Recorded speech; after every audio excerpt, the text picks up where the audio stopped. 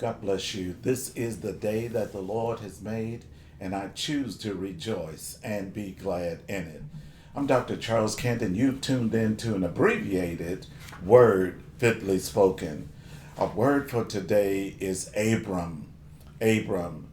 The background of this young man and what God wanted to do in his life is very, very interesting. God wanted to establish faith, and he wanted to personify that for me many, many years later. And so God uses an individual to paint a picture to make it clear to us exactly what he is trying to say to you and I. Have you ever seen that?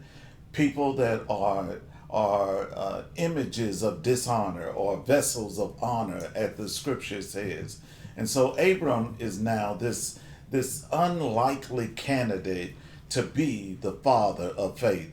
And it's striking to me how God will take somebody out of something that is going on and create something in them that is going to change so many other people's lives all around them.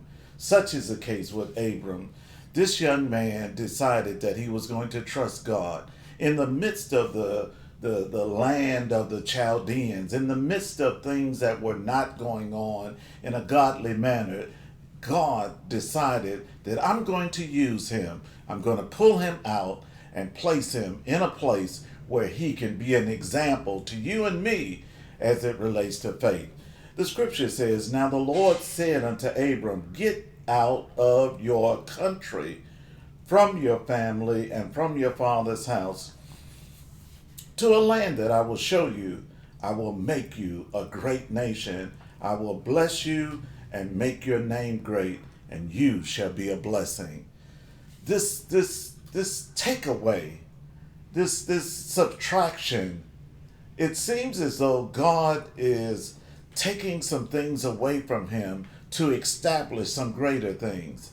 Abram, I need you to leave from your family. I need you to leave your father's house. I need you to leave your familiar circumstances and come to a place that I will show you. It's a startling thing, and it can be a taxing thing for you and I when God says, I'm trying to teach you something. I'm trying to take you somewhere. The question that has always come to me was, if Abram decided that I'm not leaving my father's house, I'm not leaving my family, I'm not leaving my familiar circumstances, would he have been this great nation? Would he have had his name made great? There's something that's going on amidst his family. There's something that's going on amidst his friends. There's something that's going on amidst in the middle of his familiar circumstances that God says, I've got to eradicate, and I've got to enthuse, or I've got to put in you something else. It's time, isn't it, for God to do something else in you. And our codependency upon family, our codependency upon our friends, our codependency upon our familiar circumstances, God says, I got to deal with. And he knows it. And sometimes we won't let go, and so he will take away. I'm going to say that again. Sometimes we won't let go, and so he'll have to take away. He'll just have to say no. He'll have to say no to my coping mechanism. He'll have to say no to my codependency. He'll have to say no to my familiar circumstances in order to show me something greater, something that is going to be lasting, and something that's going to be an example to many that will follow me. And so it was about the friends. It was about the family, but it was also about finances. It was about his friends. It was about family. It was about familiar circumstances, and it was about finances. When God began to work in an individual, he will challenge you to examine each one of those. And you got to come up with a correct answer and say yes to God. yes to God, when we think that this is my friend, when we think that this is family, when we think that this is familiar, when we think that this is finances and the proper way to do that, to deal with them, God will say, let me show you something better. Let me show you something greater. Let me show you something that is going to make a difference, not only in your life, but in the lives of many to come. And so God takes this young man and he brings him from where he is to where God would have him to be. And it's taxing, isn't it? It's exasperating. It's exhausting because you've got to go where you have never gone before. You've got to trust where you can't trace. You've got to allow God to do some things that just seem like that's crazy. It just seems impossible. It seems like this ain't gonna work out. But you're trusting in God and not in man. You're trusting in God and not even yourself. And when you recognize that God is in control, He'll be able to take you and make you, even in the midst of your mistakes. Abram was not perfect. He was not flawless. He was not someone that had dotted every I and crossed every T. He made some errors, but God was with him. I'm here to tell you, God is with you.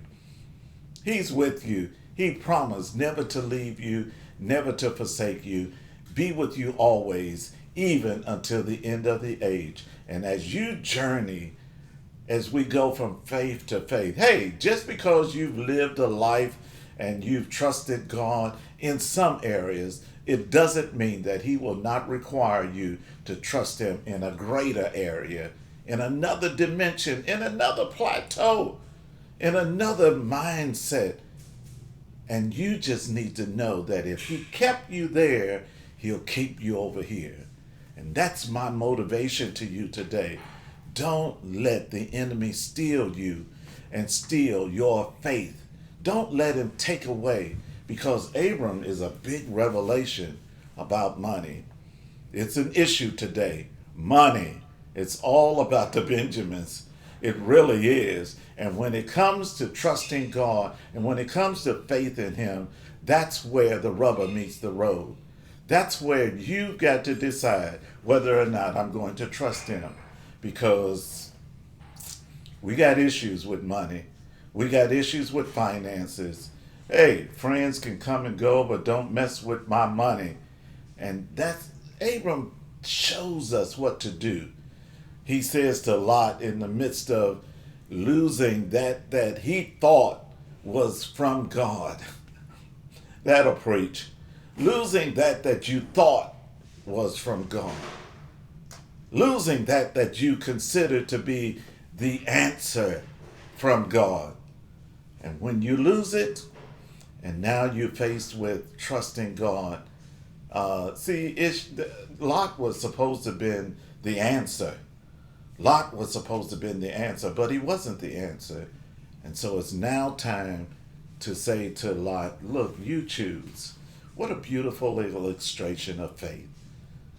Abram says to the young man, you choose. Whatever you choose, that's where we'll go. You take that, I'll take what's left. God, his confidence is not in what he sees. Abram's confidence is in his faith and his confidence in God. God, you brought me here. You're going to sustain me. You're going to take me where I need to go, and you're going to provide all the way. I want you to see this in this man, because when you do, it'll help you take the next step.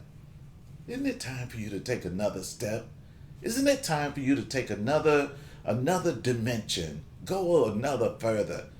Go somewhere that you've never been before. Well, it's going to take faith.